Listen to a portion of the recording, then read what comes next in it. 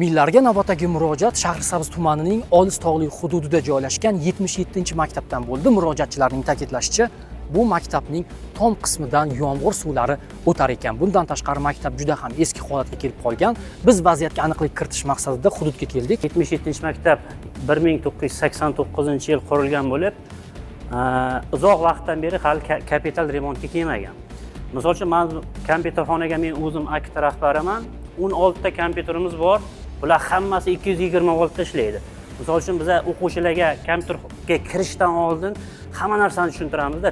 Bizda suvimiz, tushgan suvimiz ochiq joyga tegadigan bo'lsa, o'quvchilar hayoti uchun xavfli. Yuqoridan mana chakkonyapti, bu tomondan mana bu tomondan oqadi. Ertaga u tomondan oqyapti, mana kelyapti. Ko'rib turganingizdek, maktabning informatika xonasi tomidan ham suv o'tmoqda. Buning yechimi sifatida o'qituvchilar mana shu kabi qo'lbola usuldan foydalanishyapti. Mana stollarni u tomonga olganmiz, bunisini bu tomonga olganmiz. Mana o'rtaga ko'rsatasiz, selofan qo'yilgan, mana shu holatda turibdi.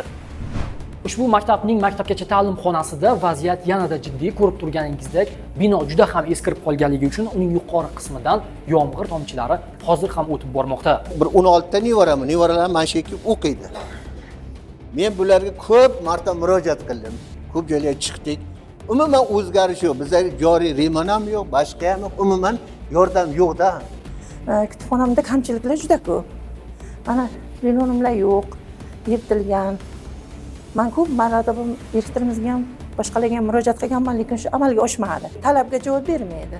Vaziyatga aniqlik kiritish maqsadida biz maktabning tom qismiga ham chiqdik va bu yerga o'rnatilgan ushbu shiferlar sinib, chirib, yaroqsiz holga kelib qolayotganligiga guvoh bo'ldik.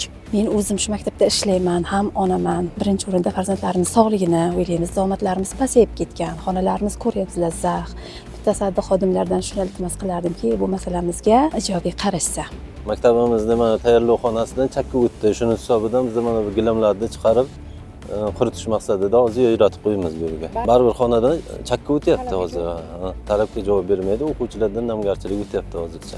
Maktabning ushbu muammolari bo'yicha mutasaddi shaxsdan rasmiy izoh oldik. 2026-yil iyun oyida rejalashtirilgan edi, lekin yog'ingarchiliklar tugashi bilan biz buni tezlashtiramiz hamda o'sha tom qismiga ajratilgan mablag'imiz bor. Mana shu ta'minlash ishlarini may oyining oxiri bilan bajaramiz. 2027-yilda maktabni to'liq kapital ta'mirdan chiqarish rejalashtirilgan. Biz mazkur masalaga yuqori turuvchi tashkilotlar ham tezroq e'tibor qaratadi deya umid qilib qolamiz va bu muammoni o'z nazoratimizga olib, ijobiy yechim topmagunimizcha bu hududga takror va takror qaytaveramiz.